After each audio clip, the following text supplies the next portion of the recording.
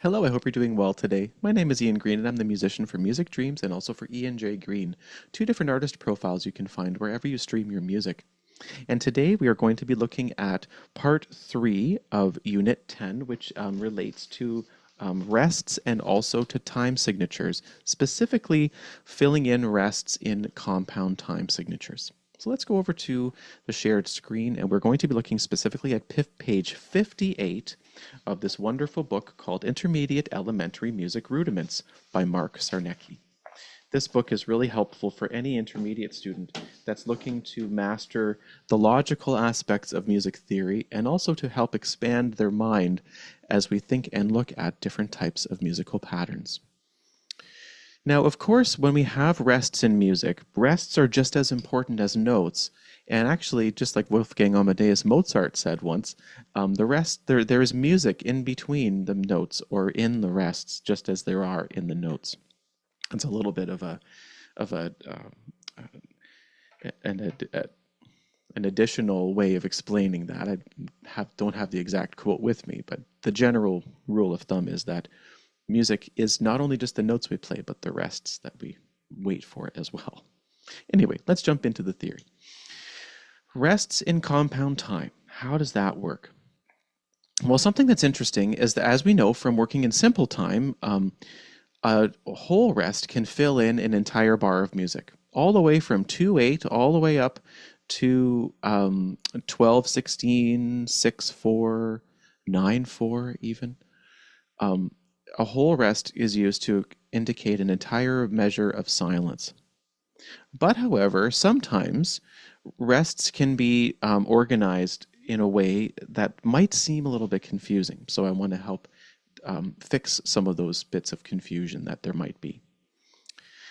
Something that's important is that when you organize rests, you always want to make sure that if we have a small note at the beginning of a bar of music, we do not have a large rest following it. That's just a rule that musicians have followed for centuries. And so when working in different time signatures, including compound time signatures like we are in this book, that same rule applies.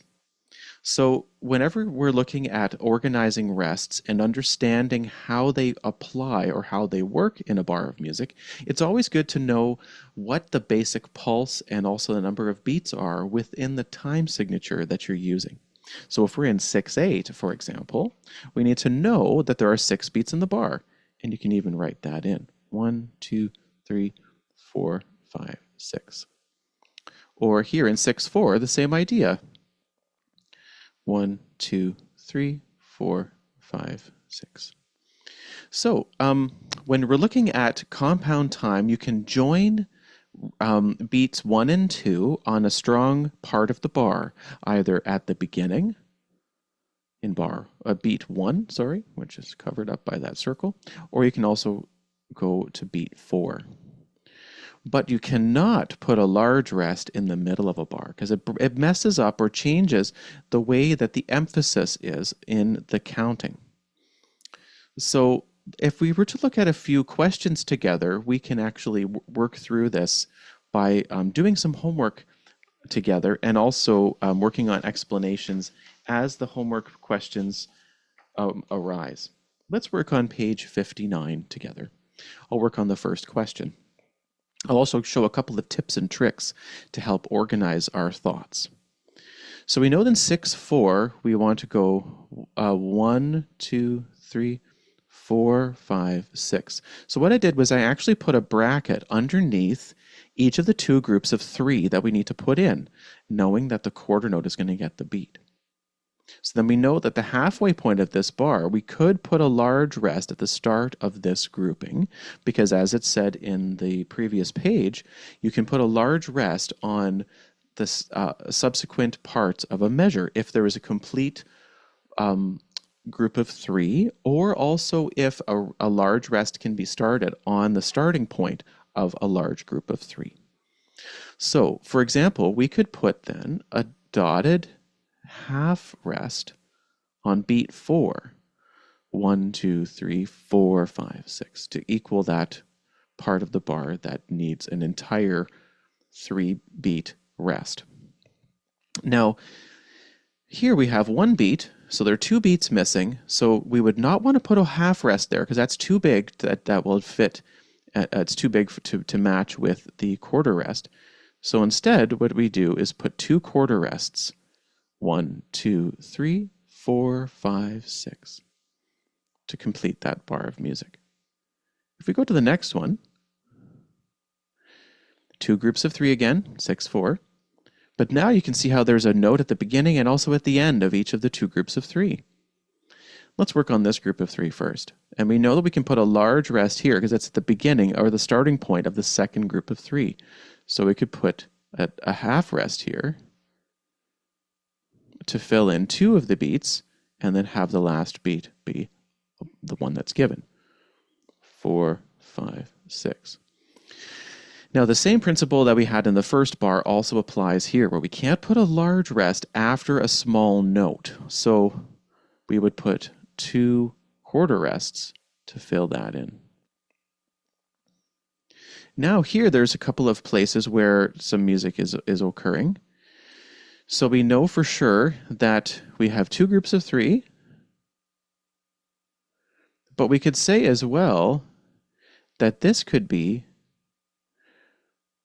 a group of 3, the first group of 3, could be a dotted half rest, 1, 2, 3, and then 4, 5, then 1 beat is missing, then 6.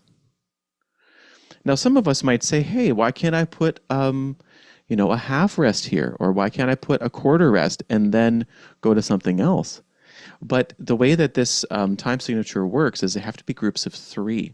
So if there is 2 beats right here, you could put a half rest there, but then there would actually be more than 2 groups of notes in the bar. It just doesn't work mathematically because you have to have 2 groups of 3. So here you can go 1, 2, 3 for the first group, then have a half rest, and then a quarter rest to fill in the second group. Let's look at another time signature that's a bit different, like 9/8. This is a perfect one. This is the fourth line on this same page.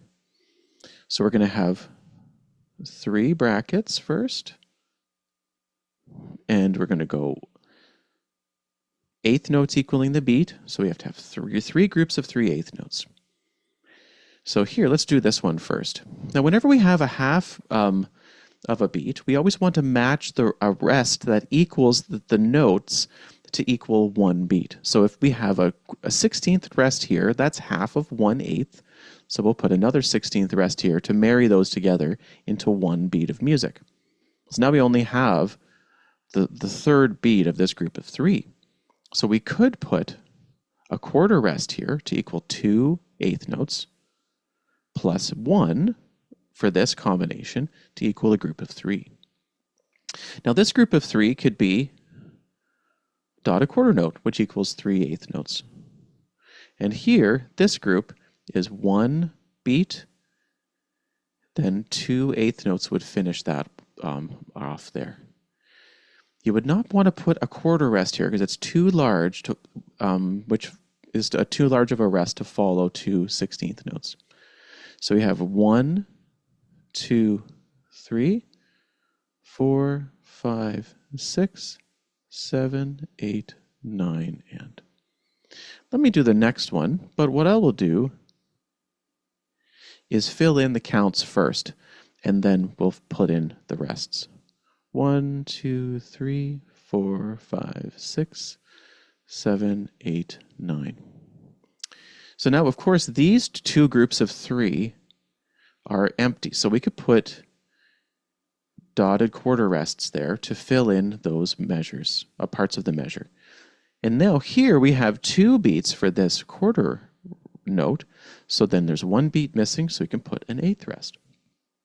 That one was a fairly easy bit measure of music. Let's do the last one. 1, 2, 3, 4, 5, 6, 7, 8, 9. So we'll put those counts in. Now, this first group of 3 is complete. You don't have to change anything. This next group of 3 is empty, so we can put an equivalent of 3/8 notes, which would be a dotted quarter. Now here, this one beat is complete, but it's the third beat of this group of 3. So we want to put a quarter rest there to equal 2 beats that are missing.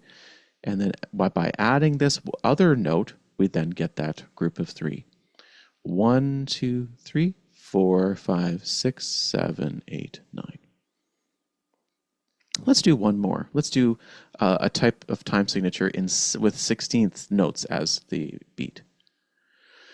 So in 6/16, we have 2 groups of beats per bar, 2 groups of 3. So 2 16th notes equals 1 8th note. So this first group of 3, there's already 2 notes added. So we could put a 16th note, 16th rest here to complete that first group. And if we go 4, 5, 6 here, then we can put a dotted 8th rest to fill in this group of 3. By going to the next bar, 1, 2, 3, 4, 5, 6, we could put an 8th rest here, but that would be too big. It would be too many beats after the downbeat of the bar. So we want to put 2 16th rests instead. Now here, because we're starting on the next group, we could put a larger rest here. So we could put an equivalent of 2 16th rests, which would be an 8th rest at the beginning of this group. Now for here, this is an empty bar of music, so we could use a whole rest here, because a whole rest can fit in any bar of music, anywhere between 2/16 all the way till like 12/4, which is pretty versatile. I do hope this information was helpful and that by working through the questions, it helps you to see how to digest the material. The first thing you want to do is always think about the time signature that you're using, and then write in little brackets for each of the groups in the bar. Then you want to work on each individual group one at a time to see how the rests fit within each grouping. And also, as a very important little reminder, if you have notes at the beginning of a grouping, you do not want to use a large rest to tie in notes together. You want to have the rests separate to make sure that the musical math works. But if you have an empty grouping, you can use a large rest in that case. Or also, if you have notes at the end of a grouping of notes, you can put a large rest at the beginning of that grouping.